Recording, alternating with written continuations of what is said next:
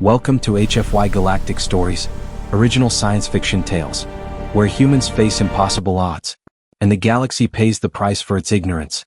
Listen carefully. This is where legends are born. The detection. Admiral Korrix was in the command center of the Celestial Hammer. The Celestial Hammer is the ship of the Zarnath Collective's 5th Conquest Fleet. He looked at the displays around him. These displays showed where his 500 warships were in the sector. The Zarnath Collective's 5th Conquest Fleet was moving carefully like a well-practiced team. This is how the Zarnath Collective has taken control of 17 star systems in the 10 years. The Celestial Hammer and the Zarnath Collective's 5th Conquest Fleet are very good at working. The Admiral's silver suit shone under the lights on the bridge. The Admiral was a veteran of 40 battles. The Admiral had a lot of medals on his chest. People knew the Admiral for being very good at his job and always being sure of himself. The Admiral had been in the military for a time and he had never run away from a fight. The Admiral had never said no to an order. The Admiral had never lost a battle. Korrix said, "Status report," and you could tell by the way he said it that he was used to people doing what he told them to do away. Lieutenant Kravik, an officer with really bright green skin and he was always a little nervous, checked the instruments. "All the ships are holding formation, Admiral. The routes that the patrol ships are taking are the best they can be. There is no stuff happening in the areas around us, Admiral. Are we going to get resources from the colonies?" Korrix asked. "We are going as planned, sir. The local people have been moved to the factories where they work. The production of the factory is doing better than we thought it would. It is 12% more than what we expected. The production is really going well. The production is even better than our thoughts." Korrix felt happy with himself for a moment. The Tertian system had fought back for 3 months before giving up. Their technology was old, their military was not very good. Like a lot of people, they found out that it is no use trying to fight against the Zarnath Collective. The Zarnath Collective is very powerful. The people who are strong are in charge, the people who are weak have to do what they are told. This is how the universe works. The strong people like the Zarnath Collective are always in control. The Zarnath Collective is the one that rules. The bridge was really quiet. It was working very well. The officers were keeping an eye on their stations. People were talking to each other between ships and everything was going as it should. It was a normal day on the Conquest Fleet. The Conquest Fleet was in charge of places they had taken over. The Conquest Fleet was also getting ready to take over places. The sensor array started to flash with red warning lights. This was really scary. The sensor array was flashing these red warning lights over the place. I did not know what to do when I saw the sensor array like this. The sensor array and its red warning lights were very alarming. Admiral Ensign Thex said from the sensor station. She sounded confused. "I am seeing something on the long-range scanners," Ensign Thex said. "It is a reading." Korrix said, "Tell me," and she turned to face her own station. "We have spotted a ship. This ship is small, it is 200 meters long. The ship just showed up at the edge of what our sensors can see it is, at 372 Mark 15. Korrix frowned. "So it just appeared out of nowhere? You are saying it stopped using then light travel all of a sudden?" "No, Admiral. The thing was not there." "Then the thing was?" "There was no jump signature, no energy spike, no signs that it had traveled in a way. The thing just showed up on our sensors all of a sudden." "Stealth technology," Korrix said at the end. "This is probably a ship that is sent to look around from one of the systems that is close to us." "What are the details of the technology of this ship?" Korrix asked for the specifications of the ship. Ensign Thex worked her controls to pull up information about the vessel. The information was shown on a display. This vessel was unlike any vessel in the Zarnath database. The Zarnath database has a lot of information about vessels. The design of this vessel was sleek and efficient. The vessel had hull plating and propulsion systems. These propulsion systems did not match any known configuration of propulsion systems in the Zarnath database. The vessel was really interesting to Ensign Thex because of its design and propulsion systems. "Running identification protocols now, sir," Thex said. She was moving her fingers fast on the computer. Thex was checking the vessel's signature against a list of all the spaceships that are known to travel through space. This list is like a book that has information on every group of people that travel through space, and it is called the Galactic Registry Database. Thex was looking at this database to see if she could find a match for the vessel's signature. The vessel's signature is like a name that helps people identify the vessel. The computer processed the data for seconds. Then a single line of the text appeared on the display of the computer. The computer showed this line of the text to the user. "Registry code, 777 Terran." Ensign Thex just froze. The green color of her skin started to fade and it became really pale, almost white. Ensign Thek's hands started to shake. You could see it happening. Korix asked in a voice, well? He wanted to know something. What civilization does it belong to? He was talking about the thing they found. He wanted to know which civilization the thing belonged to. Thex turned to look at him. Her 3 eyes were really wide. You could tell she was scared. When Thex spoke, her voice was so quiet it was hard to hear. She said, Admiral, the ship is, from Earth it is a vessel. The bridge was really affected away. Every single officer who heard the word just stopped doing what they were doing.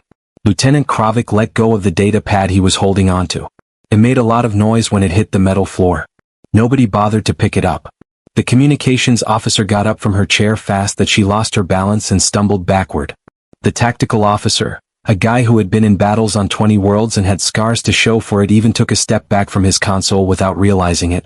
The word had an impact on the bridge and on every single officer. Terran? Korix said again because he was sure he did not hear that right. You are talking about humans? Yes, Admiral, Thex said, his voice shaking.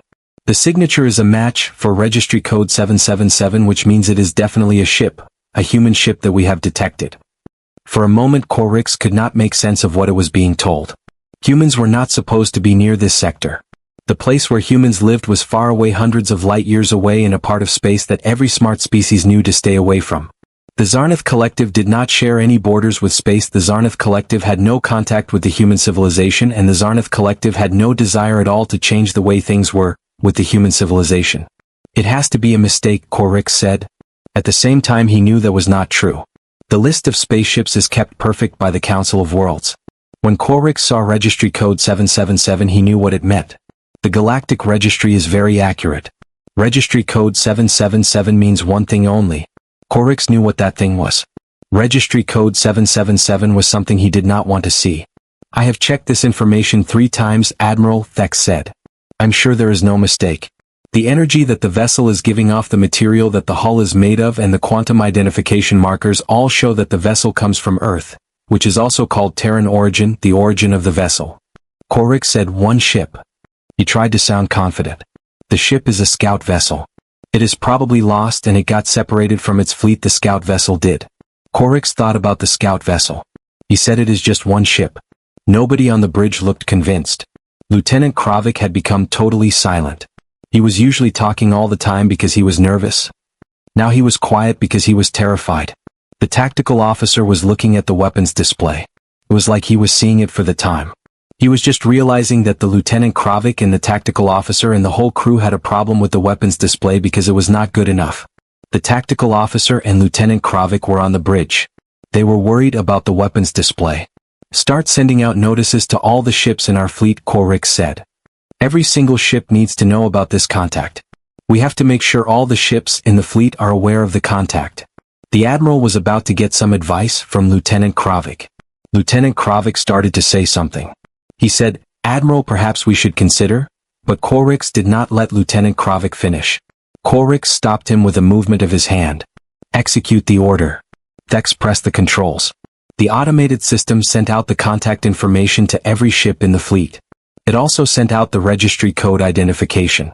This is what people normally do when they see a vessel. They want to make sure all the commanders know what is going on and are ready for anything. The automated system is supposed to help keep everyone informed. Thex was just following the rules by using the automated system to send out the contact information and the registry code identification to every ship in the fleet. What happened next completely changed the way things were normally done. On the display, Korix saw his perfect fleet formation start to fall apart. The first ship to leave was the destroyer Dark Wind. It just turned around. Took off as fast as it could, not listening to anyone trying to talk to it. Then the cruiser Endless Victory shut down its guns. Stopped responding, trying to disappear into the empty space. Korix watched as the fleet he had put together began to break down, with the Dark Wind and Endless Victory being the ships to go, and he did not know what to do about the fleet. Things fell apart fast. Within 5 minutes the whole Armada was in chaos. The ships went in every direction. Some of the ships took off fast as they could. Others turned off all their systems thinking that would help them avoid being found. The dominant force carrier had a problem. The crew members were fighting with each other. They were arguing over what to do, whether to run away or to fight. 3 of the vessels even crashed into each other because the captains got really scared and lost control. The ships were over the place. The dominant force was in the middle of a mutiny. What is going on? Korix shouted loudly. Get these ships back in line now, we need to get these ships back in formation. The communications officer told the admiral that they are not listening to what we tell them. Her voice was shaking when she said this. Most of the captains are not even talking to us anymore. The ones who do talk to us are saying they will not do what we say. The captains are not following our orders. Korix opened a channel for all the ships. This is Admiral Korix talking to all the ships. I want all of you to get back into formation now. Fleet Command is telling you to do this. If any captain does not listen, they will be in trouble. They will be punished for being scared and for not being loyal to the fleet. Admiral Korix is giving this order. It must be followed. All ships must return to formation immediately. Admiral Korix will not tolerate any disobedience. The man did not get the response he was looking for. What he got was a number of people talking at the same time. The people were really scared. They were all talking about how desperate they were. The voices of the people were filled with fear. The people were talking over each other. It was very hard to understand what they were saying. The man heard hundreds of voices. They were all saying things like how scared they were and how desperate they felt. They have no right to tell us to face them. The idea that they can just give us orders like that is not okay. We will not do what they say. We will not face them just because they tell us to. They cannot order us around like that. We will not listen to them when they say we have to face them. We did not sign up for the work we have been given. The work is really not what we wanted to do. We are very unhappy about the work we have been given. The work is a problem for us. We did not sign up for this kind of work. 500 ships do not mean a thing to people. The number of ships is that a number, it does not affect humans in any way. 500 ships are simply 500 ships, they have no meaning to humans. My crew has families and the people in my crew have families too. The families of my crew are very important to them. My crew and their families are what matter the most to them. Do not forget what happened to the Karathi. The Karathi had a bad experience and we should remember that. What happened to the Karathi was very sad. We have to think about the Karathi and what they went through. We really need to give up because it is our only chance. Giving up now is the thing we can do. We have to surrender. Korix felt something cold settling in his chest. He was a man who had been in a lot of battles. Korix had commanded groups of ships through very tough fights. Korix had even fought against enemies who had weapons and more people. Korix had led his warriors through situations where it seemed like they would never win. In all the time Korix had been doing this, Korix had never seen his officers get so scared that they just froze up like this. The human ship was just sitting there at the edge of what the sensors could detect. It was not going anywhere, it was not. It was not talking to the human ship, was just watching. The human ship was doing nothing, just waiting and watching the human ship. Can someone please tell me what is going on here? Korix said, looking at his bridge crew. We have a lot of ships, 500 of ours for every one of theirs. The entire fleet is having problems because of just one of their ships. Why is this happening? Korix asked, clearly upset. The fleet is falling apart. It does not make sense to Korix. No one said a word. Every officer looked away from him. They stared at the things they used to do their job, or they looked at the floor. Anywhere was better than looking at the admiral. Someone finally spoke up from the back of the bridge. They said, because they know what humans do to fleets that threaten them, Admiral. Korix turned to see Commander Velna coming out of the room where they planned their tactics. Commander Velna was his officer. She had been in the Zarnath military for 60 years, which is a very long time. Commander Velna had a lot of scars on her body from a battle that happened a time ago. Half of Commander Velna's body was covered in these scars. Commander Velna also walked with a limp. This was because Commander Velna had gotten hurt badly and her injuries had never really gotten better. Commander Velna, Korix said. Maybe Commander Velna can help make sense of what's going on now. Commander Velna needs to do something to fix this situation. Velna looked at him with an expression that was totally new to him. This was not just fear, it was something. Velna had this look that came from knowing things and going through things, not just being scared for a moment. Velna's expression was really coming from a place. Admiral, she said in a voice, I have to tell you about the human ship I saw a long time ago.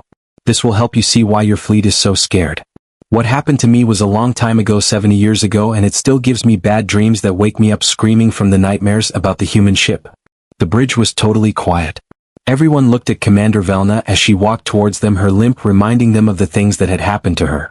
Commander Velna had a lot of injuries and they still hurt her. Every step Commander Velna took brought back memories. Sit down, Admiral, Velna said. This is going to take a while. When I am done talking, you will see that things are not what they seem. We are not the ones doing the hunting here. The truth is, Velna explained, we are the ones being hunted by someone or something, and that is a scary thought. Velna looked at the admiral. Said, "We are being hunted and that changes everything." The sensor display showed a dot for the human vessel and it just kept on pulsing steadily. The human vessel did not move all. It just stayed where it was, quiet and still while the Zarnath fleet was really scared and falling apart. The human vessel was being very patient. The Zarnath fleet was getting more and more scared but the human vessel did not do anything, it just kept on waiting. And somewhere on that distant ship, Korrix knew human eyes were watching his armada with calm, calculated precision, waiting to see what choice he would make. The reckoning. Commander Velna walked slowly to the middle of the bridge. Her mechanical leg made clicking noises as she moved. You could see scars over the left side of her body. These scars showed that she had been through a lot of pain and had managed to survive. Commander Velna's right eye was fine, it was sharp and green. Her left eye was not real, it was a device that glowed a little bit with an amber color. This device replaced the eye she had lost a time ago. Commander Velna had been living with this eye for decades now. Admiral Korrix saw Velna coming towards him. He felt his confidence start to slip away. This was the time he had ever felt this way in his entire career.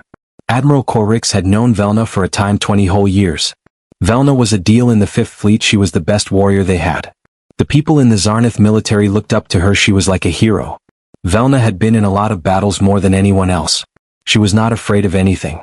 Nothing could make Velna change her mind, she was very strong like that. Admiral Korrix thought about Velna and all that she had done. He could not help but feel a little nervous. Velna was an amazing warrior. Until now. "Commander, tell me what is going on," Korrix said, trying to sound like he's in charge. "Why is one human ship making everyone so scared?" Korrix asked, looking at the vessel. The human vessel is one ship, Korrix thought, so why is it causing so much trouble for them? Velna stopped in front of the viewport. The space there was really dark and it seemed to go on forever. There were stars over the place but they were really far away. The human ship was there too but you could not see it because it was too far away from the main viewport. "I was 23 years old, Velna started to say, her voice sounding far away. She was out of the military academy and got her first real job in combat. The Zarnath Collective was her team. Velna was full of pride and confidence just like you are now, Admiral. At that time Velna thought the Zarnath Collective was the team and could not be beaten. She turned to face the officers who were all gathered there. "I was on the battlecruiser Righteous Thunder, which was part of the 2nd Expansion Fleet. The 2nd Expansion Fleet had 800 ships. We were supposed to take control of the outer fringe territories. Our commanders said it would not be a deal. They told us the people who lived in the outer fringe territories did not have good technology and were not working together. We thought we would win easily. The outer fringe territories were supposed to be a target for the 2nd Expansion Fleet and the battlecruiser Righteous Thunder." Lieutenant Kravik asked what happened. He said it quietly, you could hardly hear him. Velna said that they met with opposition. This was not from the people who live in that area. From something that they did not expect. There was a ship in the area that was helping people who were struggling. The ship was giving them food and other things that they needed. Admiral Zephin, who is in charge of our fleet, did not like that the human ship was there. He thought that the humans should not be in that area all. So he told us to fire shots into the air to scare the humans and make them leave. The humans were trying to help the people who live in that area. Admiral Zephin did not want them there. He wanted the humans to go away, so he gave us an order to fire warning shots at the diplomatic vessel. Velna's good eye closed for a moment like the memory was hurting her. The human ship was called the Meadowlark. The ship was not for fighting. It had things like medicine, food and books to help people learn. There were 147 humans on the Meadowlark and some of these humans were children and regular people, not soldiers. The humans on the Meadowlark were there to help the people, not to fight the people. Admiral Zephin gave the order to attack the Meadowlark with everything we had. Velna said that Admiral Zephin told us the outer fringe belonged to us and we had to show everyone that. So we started shooting at the Meadowlark. We used missiles and energy weapons and kinetic rounds. The Meadowlark did not have shields or big guns to fight back. It was very easy for us to destroy the Meadowlark. The whole thing took them 3 minutes. Admiral Zephin's plan. The Meadowlark was torn apart. The bridge was completely silent. Every single officer was listening carefully and they were all getting more and more horrified by what they were hearing. Velna said, "We celebrated." Her voice was full of shame. "We really celebrated when a civilian vessel was destroyed. We thought this was a win for us. We thought we showed that humans are weak. The thing that gets me is that we celebrated the destruction of a vessel." She opened her eye, looked right at Admiral Korrix. "We were wrong," she said. Admiral Korrix was the one she was talking to. "We did not win anything. The truth is, Admiral Korix, we signed our death warrants when we did what we did to Admiral Korix and the others. Korix asked, how long did it take for the response? Even though part of Korix did not want to know the answer to the response, he still asked about the human response. Velna said, we had to wait for 18 hours. After we finished with the Metal Ark, the human ships got there. It was 18 hours later. They did not send a lot of ships. The humans only sent 7 ships. Lieutenant Kravik said, we have 7 ships and they have 800 ships. That just does not seem possible to me. 7 ships against 800 ships is a tough situation. Impossible was what I thought, Velna agreed. I thought it was crazy. I remember laughing when our sensors found them. They had 7 ships. We had destroyed their vessel and they sent only 7 warships to fight back. It seemed like they wanted to lose. 7 warships against us, that was just not enough. I really thought it was suicide for them to even try. She walked over to the display and pointed at the holographic picture of the fleet. Our fleet was set up right. The fleet had battle cruisers, carriers, destroyers and support vessels. The fleet had powerful weapons that could destroy entire planets and strong shields that could protect us from anything we had seen before. The fleet had a lot ships, than they did more than 100 of our ships for every one of theirs. Velna said the battle started at dawn by fleet time. The human ships just went ahead. Attack. They did not wait for anything. They did not talk about it. They did not give any warnings. The human ships simply attacked. The human ships did not do anything, they just attacked. Her metal fingers drew pictures in the air on the screen like she was remembering what she saw 70 years ago. Their spaceships moved in ways that did not make sense to us. The ships went fast without using any power. They turned quickly without stopping. They were in one place. Then they were somewhere else, like the space around them was bending to let them through. Our weapons could not track the ships, she went on. The human ships were really hard to hit. Our computers that help us aim at the enemy were supposed to figure out where they were going based on how they were going and where they were headed. The human ships did not do what we expected. They moved over the place in a crazy way, but they still worked together perfectly. Every time the human ships moved, it was for a reason. Every turn they made was planned out. The human ships were very good at working and catching us off guard. Velna's voice got really soft. They just tore through our fleet. I was standing on the bridge of the Righteous Thunder. I saw it all happen. One ship after another just blew up around us. The battlecruiser Eternal Might was gone in 10 minutes. The carrier Glorious Conquest fell apart because it was getting hit from all sides. The destroyer formations got broken up. They all got destroyed. The fleet was getting. It was a terrible thing to see. The Righteous Thunder was still okay. I was scared because the Eternal Might and the Glorious Conquest were gone. We fought back with everything we had, she said. We shot a lot of bullets, millions of them. We also sent up thousands of missiles. We did not hit anything. The human ships moved around our attacks, getting out of the way of the fire that should have hit them. It was like they knew what we were going to do. On the hand, the humans were very good at shooting. They never missed. Every time they fired, they hit the ships. Every missile they sent hit its target, the ships. Admiral Korix felt his throat get really dry. He asked Admiral Korix wanted to know, how spaceships did you actually destroy? Admiral Korix was wondering. Velna said that we were able to damage 2 of the ships. We damaged 2 ships out of 7 human ships. The thing is, those 2 damaged human ships just kept on fighting at full efficiency even though they were damaged. She touched the scars on her face with her hand. The battle was really long, it lasted 4 hours. When it was over, the human ships had destroyed a lot of Zarnath vessels, 637 to be exact. Some human ships survived, 163 of them, and that is only because the humans surrendered. The Zarnath ships did not destroy the ships the humans gave up, which is why 163 human ships were still okay. Korix said, you gave up? He was really surprised. The military of Zarnath does not give up. Korix thought to himself, the Zarnath military is supposed to keep fighting. Velna said that happened that day. She was really sure about it. The other option was that we would all be destroyed. The human ships gave us a choice. They sent a message on every channel. The message was easy to understand. They told us to turn off our weapons and engines. We had to let them inspect us. If we did not do that, we would be killed. Velna remembered that the human ships were very clear about what would happen if we did not listen to them. The woman looked around the bridge at all the officers who were there. Admiral Zephin said no. He thought it was not brave. Admiral Zephin told the ships to keep fighting until they were all gone. The humans were able to destroy Admiral Zephin's ship in just 45 seconds. After that happened, the rest of the officers, with Admiral Zephin, decided they wanted to live. Lieutenant Kravik wanted to know what happened during the inspection. He asked this question because he needed to know about the inspection. The inspection was something Lieutenant Kravik was very interested in. So he asked, what happened during the inspection? The humans sent people to board every ship that was still okay, Velna said. They went through our ships one by one, checking the papers on our ships, the things we were carrying and what we were supposed to do. The humans were looking for something in particular. They checked our ships carefully, Velna said, because the humans were looking for something specific on our ships. Korik said, what were they looking for? Survivors, Velna said softly. Velna was talking about the people who lived through what happened. They wanted to know if we had taken any prisoners from the Meadowlark. The question was if any humans had survived our attack on the Meadowlark and been captured by us, the people who attacked the Meadowlark. She shook her head slowly. There were no people who lived. We killed every one of them. The Navy ship had 147 people on it, including 23 kids, and our Admiral's big mistake got all of them killed. The Admiral's arrogance is what did it. Our Admiral did not think things through. Now all those people are dead because of it.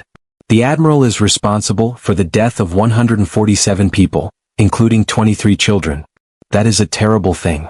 Velna went on to say that the people who came on to the Righteous Thunder were a team led by a woman. This woman was called Captain Chin. She was not very tall, she was small. For a human, she only came up to my shoulder.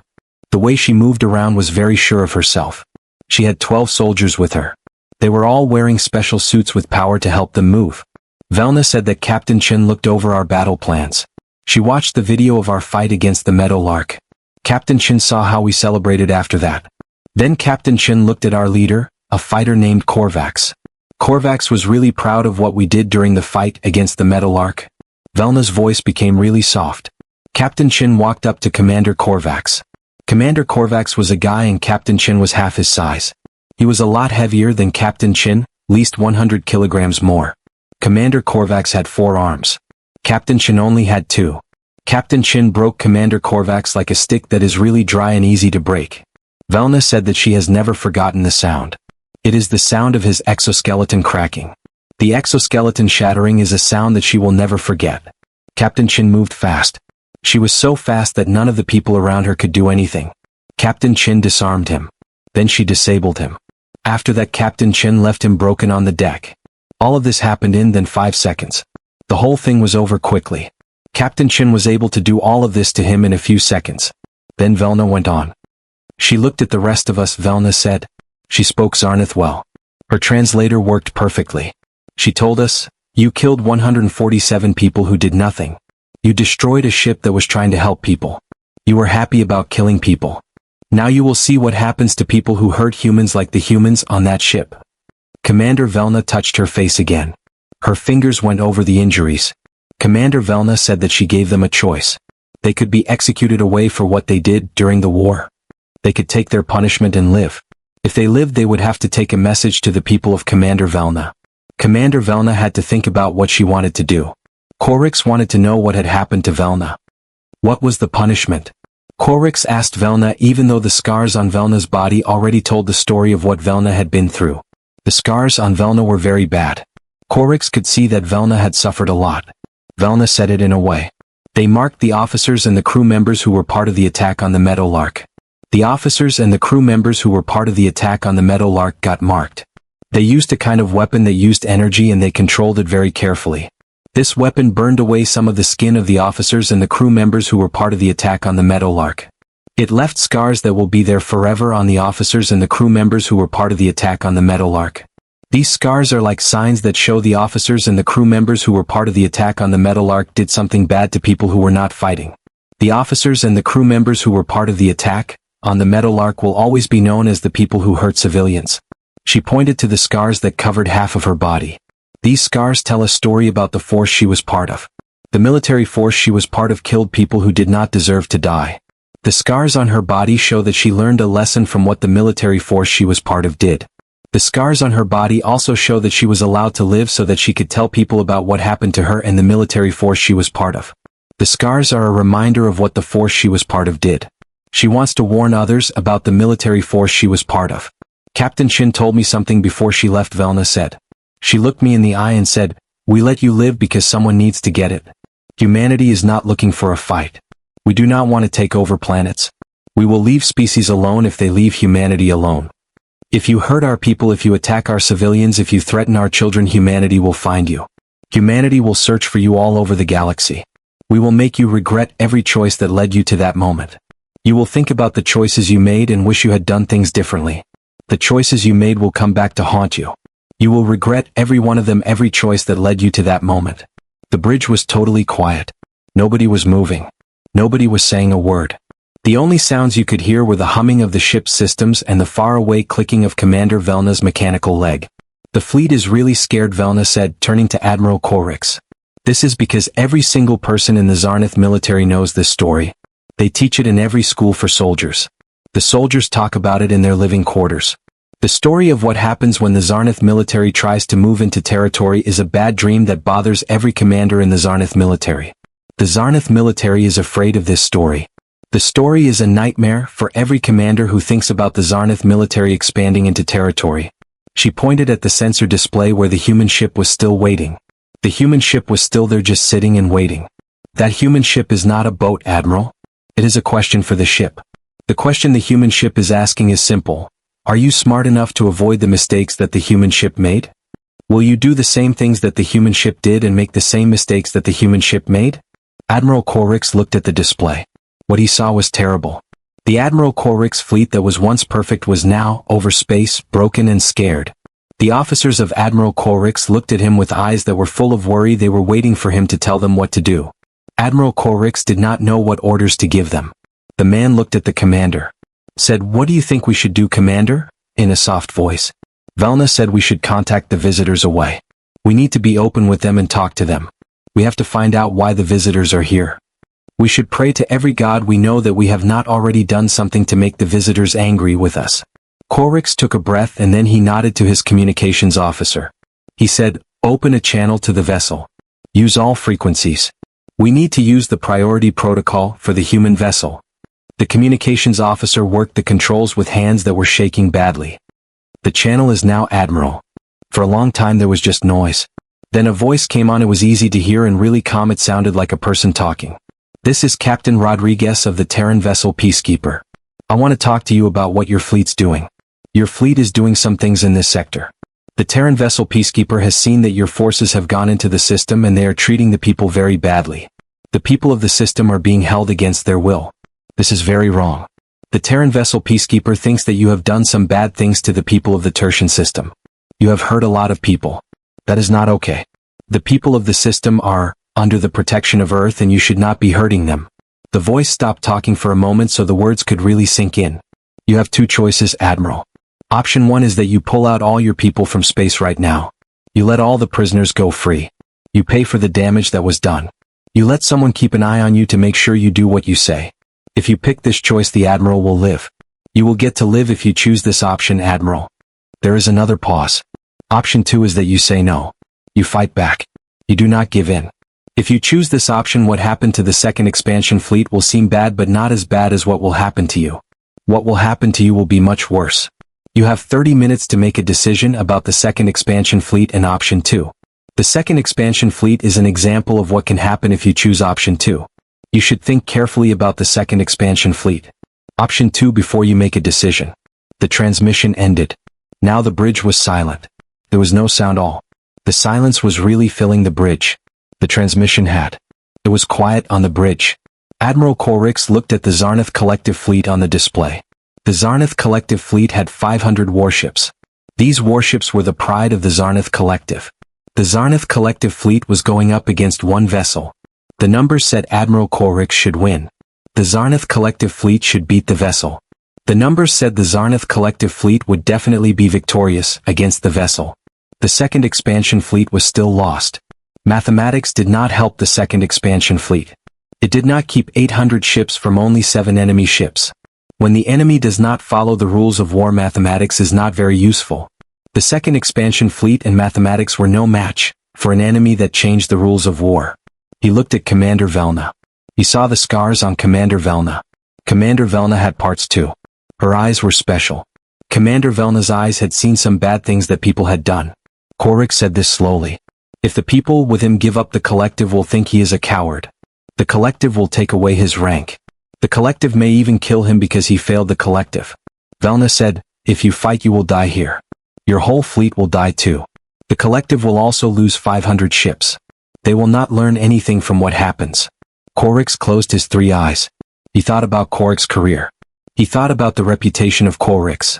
He thought about the pride of Korix. He thought about all the systems Korix had conquered. There were 17 systems that Korix had taken over.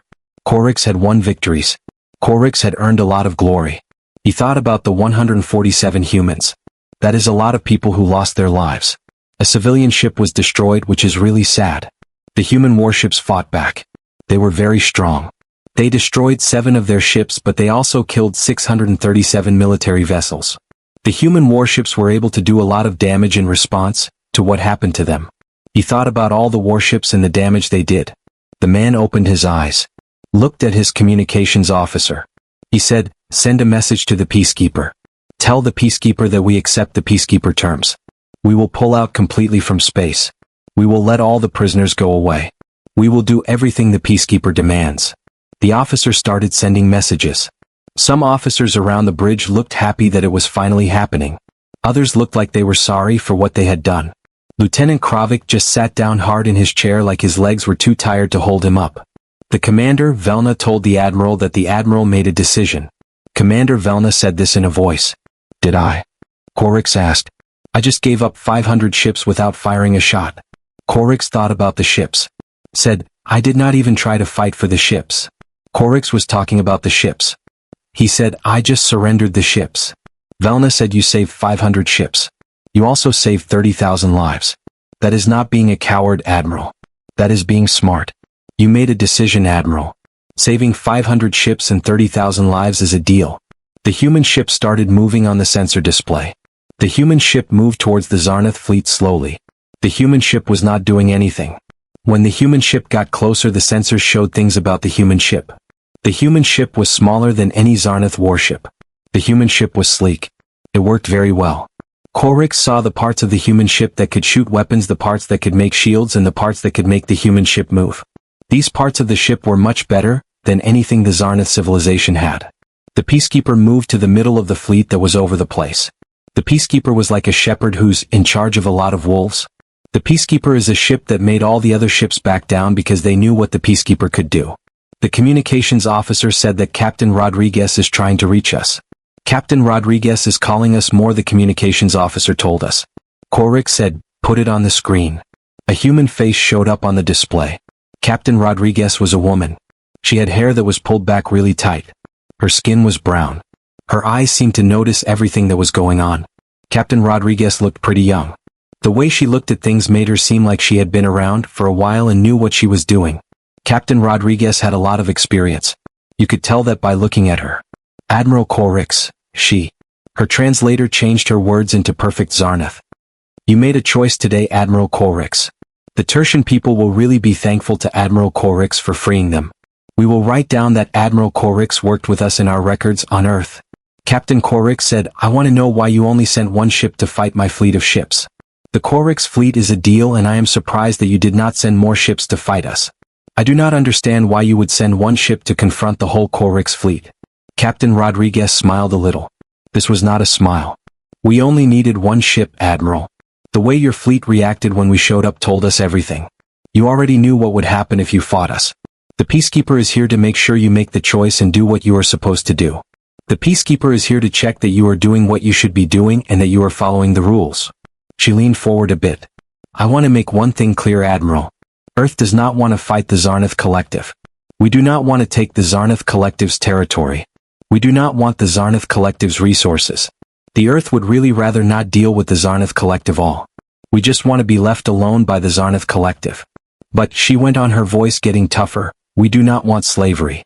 We do not want people to be killed because of who they are. We do not want armies to hurt weak people who cannot fight back. The Tertian people asked for our help. We gave it to them. That is what we do for the people. We help people like the people when they need it." Captain Rodriguez stood up straight. "You need to move your people out of here over the 2 days. My ship is going to watch everything you do. If you do what I say and do not try to trick me, then we can say that we solved this problem without any fighting. If you try to lie to me or hurt my people, I will stop you away and it will be the end of it." Captain Rodriguez wants to make it clear that he is serious about this. The captain's ship will be keeping an eye on you the time. Captain Rodriguez expects you to take him seriously and do what he says. Captain, we get it, Corrick said. We are going to do what the terms of the agreement say. We will follow all of the rules, the terms of the agreement, every one of them, Captain. Good, Rodriguez said. Oh, and Admiral, you need to tell your superiors what happened here today. You have to tell them about the fleet that ran away without putting up a fight. The fleet that got scared and took off. You have to tell them about the ship, the human ship that changed everything just by being here. The human ship did not even have to do much, it just had to be, and that was enough to change the course of your campaign. Make sure your superiors understand what this means, make sure they get the lesson from what the human ship did. Corrick said, what lesson is that? Captain Rodriguez's smile grew colder. He said that the people of humanity have to look out for those who are not able to look out for themselves. We have to remember all the civilians who were killed, all the people who were hurt, and all the bad things that were done to people who could not defend themselves. We must always remember what happened to humanity, what happened to those people, and what humanity went through, so that humanity never forgets. The transmission ended. The face of the captain was gone from the screen. Now the Peacekeeper was on the screen, just floating there among the Zarnath fleet, not moving. The Peacekeeper was holding its position. Admiral Corrix turned to his officers. Said, we need to start getting out of here. I want all of our ships to let the Tertian prisoners go now. Get everything so we can leave this sector.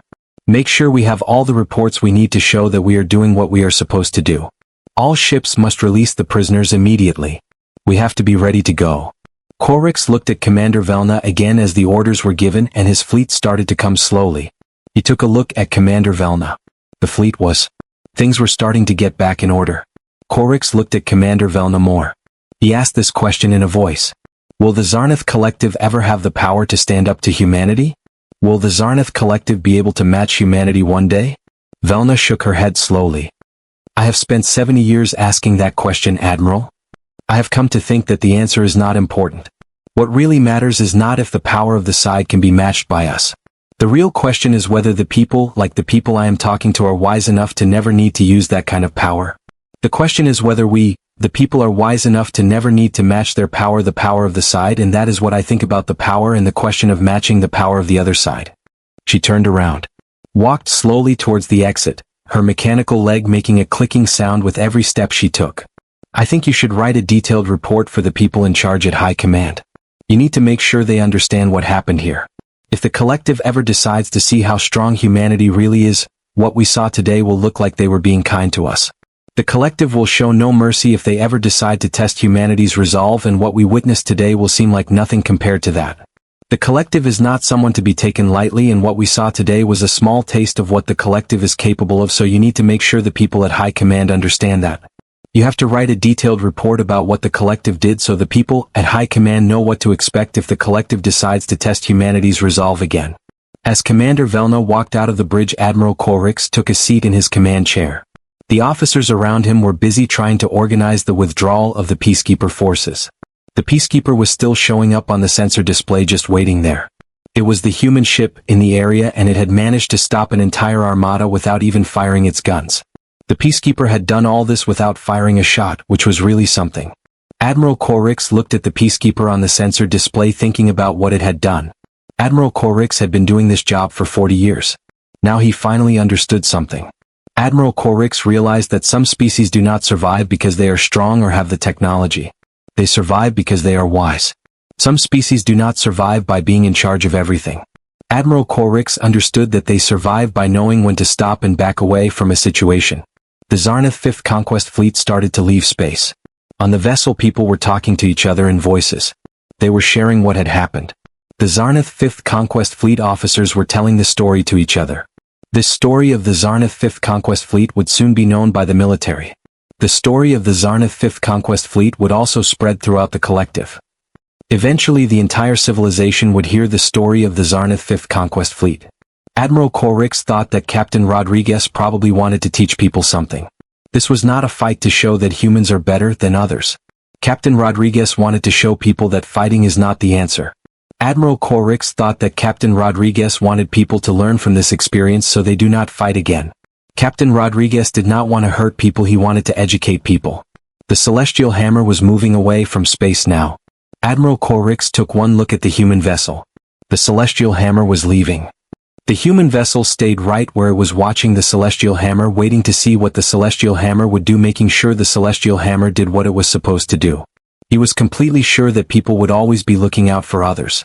They would always be waiting to see what happens. The people of humanity would always be ready to help those who need it, like the ones who cannot take care of themselves. Humanity would always be there to protect them because that is what humanity does. That was the power of humanity. It was not their weapons or their ships or their technology that made them strong. The true power of humanity was their commitment to something they believed in, something that was bigger than humanity itself. The power of humanity came from their ability to stand by what they thought was right no matter what. The power of humanity was their willingness to fight for a principle that was important to humanity, a principle that did not just apply to humanity, to all beings and all societies. The people in question would not take over. However, the people in question would never permit the people in question to be taken over by anyone. People will not try to dominate others. However, people will never allow themselves to be dominated by someone. The idea of domination is something that people will not accept. People will always try to prevent it from happening to them. People want to be free and make their decisions without being controlled by someone else, and that is why people will not permit domination to occur. Any species that is smart enough to understand this truth will survive.